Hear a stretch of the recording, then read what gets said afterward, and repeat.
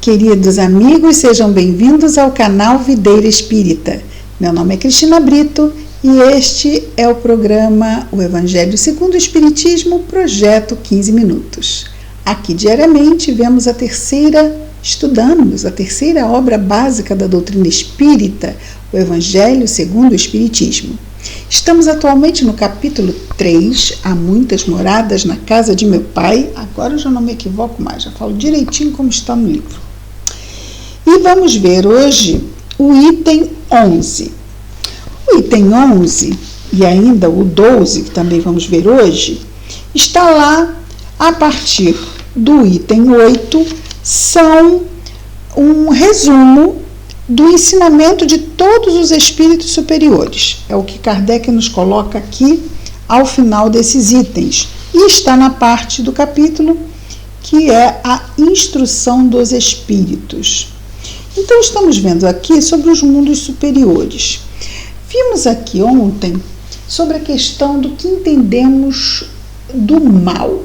O mal é a imperfeição, mas nós temos uma visão de mal que é o mau uso do livre-arbítrio, ou seja, de fazer o mal. Às vezes poderíamos não fazer tão bem, fazer bem, mas não fazer tão bem quanto poderíamos fazer. Vejamos, existe uma diferença, não é? Mas se o mal é imperfeição, vai caber também na segunda, não é?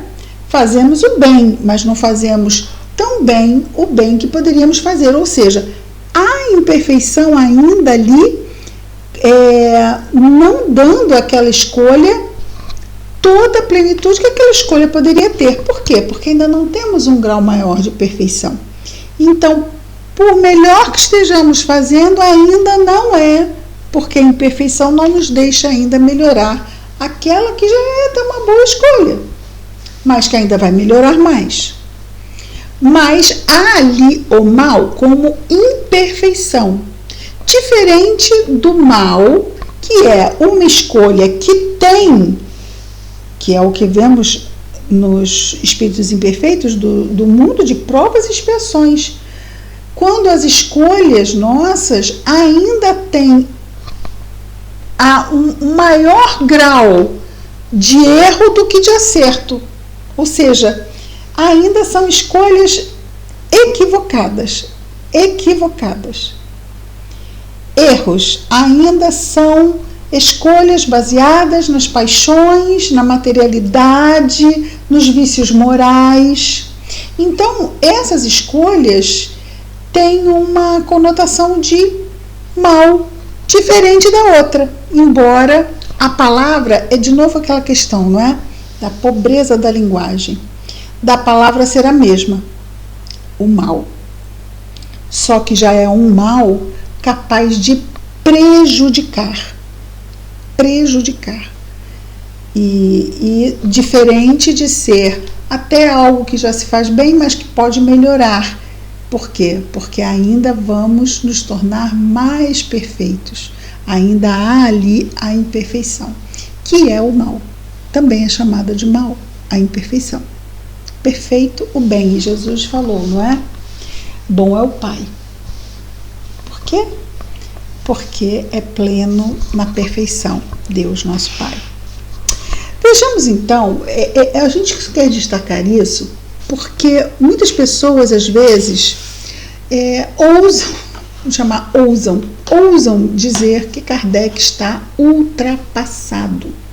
Mas muitas vezes o que nos falta é uma humildade intelectual de tentarmos entender o codificador, que muitas vezes vai ter limites de ser compreendido, porque vamos esbarrar em situações como essas.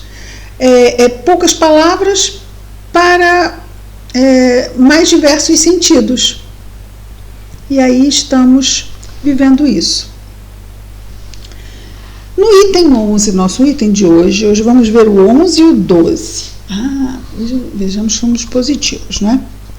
Em vosso mundo, dizem os espíritos superiores, então aqui no nosso mundo de provas e expiações, onde o mal ainda domina, e esse mal são as paixões.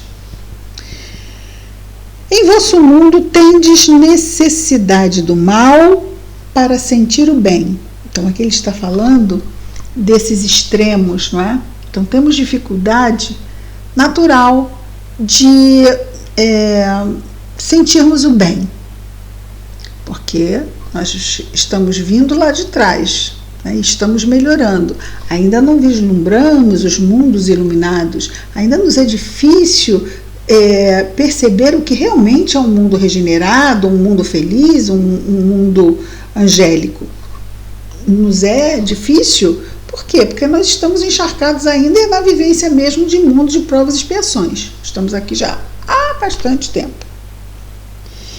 Então, ele diz que no nosso mundo aqui de provas e expiações, eles são os espíritos superiores, né? E Kardec faz essa compilação, mas dentro dos ensinos que os espíritos superiores trouxeram.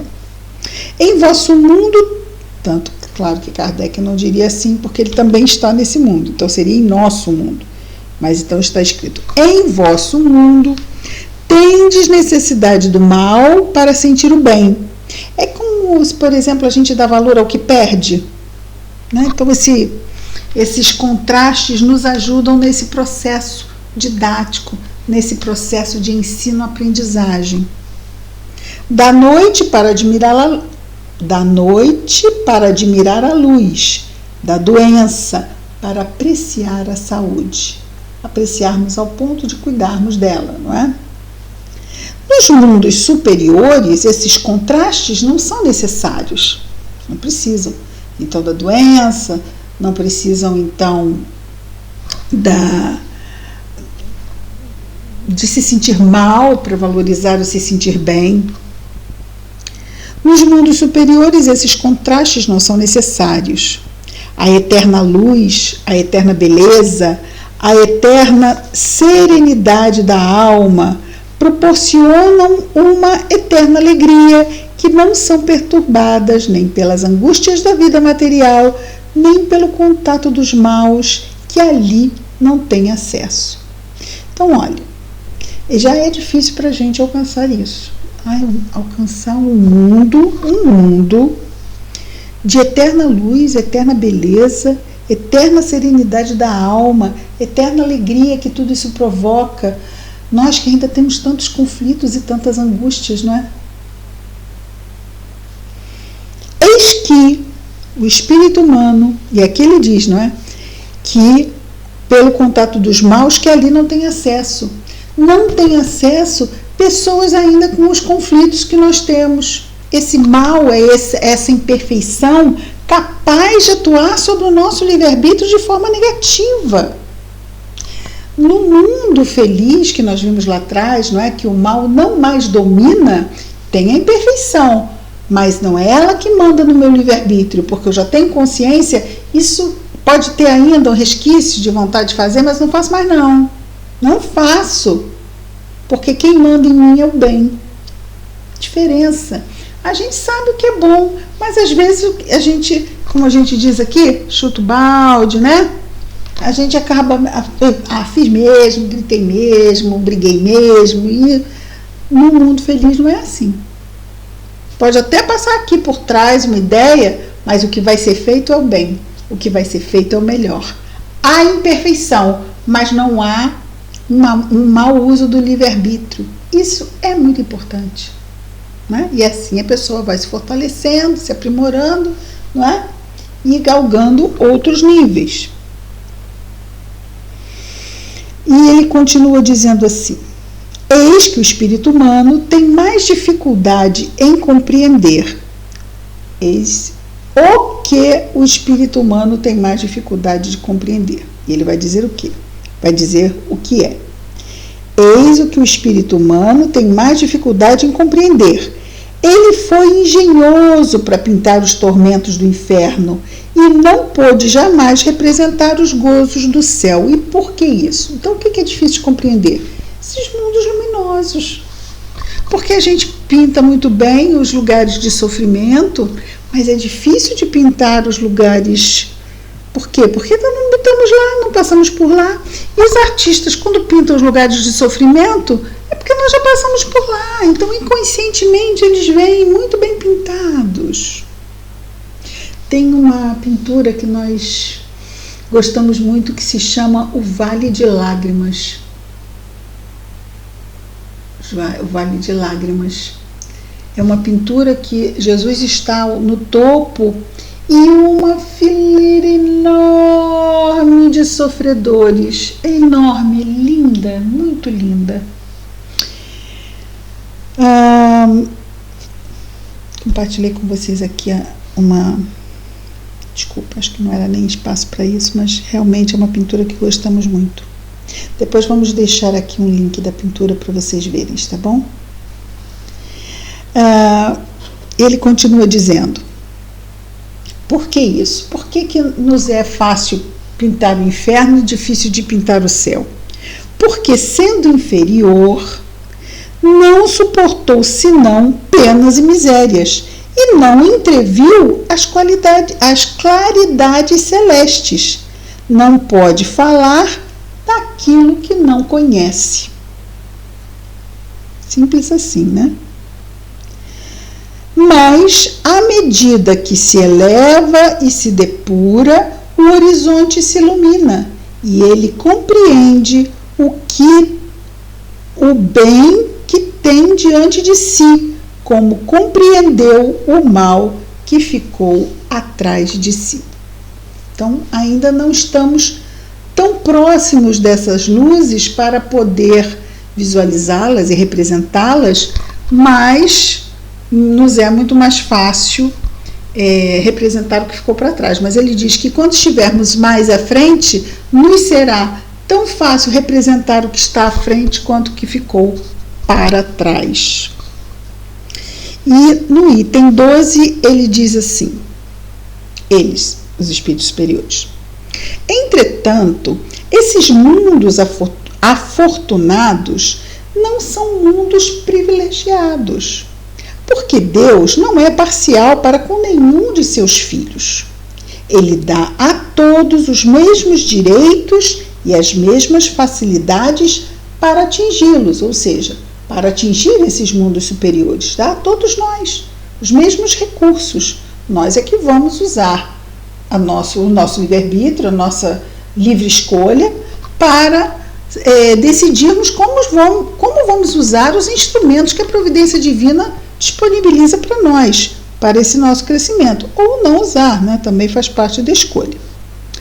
Faz com que todos, no caso Deus, faz com que todos partam do mesmo ponto e não dota ninguém mais do que aos outros. Então, essa é a lei de igualdade, uma das leis de Deus. Então, a todos da mesma forma, a todos tratados da mesma maneira. As primeiras posições são acessíveis a todos. Então, bota todo mundo lá no início. Cabe-lhes conquistá-las pelo trabalho. Então, as demais vão ser conquistadas, Deus bota a gente no início e dá as ferramentas para a gente caminhar e conquistar as outras. Cabe-lhes conquistá-las pelo trabalho, alcançá-las o mais cedo possível, né? Se percebermos o valor, vamos andar mais rápido. Ou arrastar-se durante séculos e séculos nas classes mais baixas da humanidade. Então depende de quem? De Deus? Não. Ele nos coloca todos juntos lá no início, simples e ignorantes, e vai nos dando recursos, igualmente para todo mundo. Cada um de nós vai utilizar os recursos da melhor forma ou não tão melhor, e aí vamos vendo que alguns vão andando um pouco mais, isso também às vezes em períodos, não é? Andamos mais, se vamos deixando para trás outros, como outros vão nos deixando para trás, não é? Porque é assim, cada um dentro do seu ritmo, cada um fazendo o seu caminhar, o seu trilhar o seu progresso moral, não é? Muito bem, olha, terminamos alguns segundos antes. Amanhã vamos dar continuidade no nosso capítulo 3. Vamos ver os mundos de expiações e provas. Então, que Jesus nos abençoe. Até amanhã com mais um programa, o Evangelho segundo o Espiritismo, projeto 15 minutos. Muita paz a todos.